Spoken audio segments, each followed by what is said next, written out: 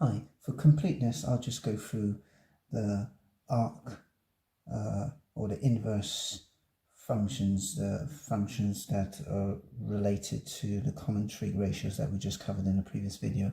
So let's go through from the beginning. Arc sine of a half is 30 degrees, or pi over 6.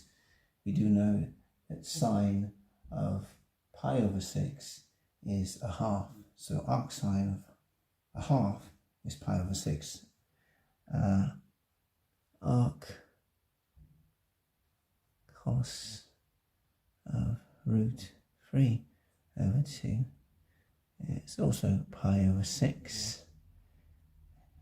Arc tan of 1 over root 3 is also pi over 6. Next we have the arc sine of root 3 over 2 is pi over 3. Arc cos of a half is also pi over 3. And lastly, arc tan of root 3 is equal to pi over 3.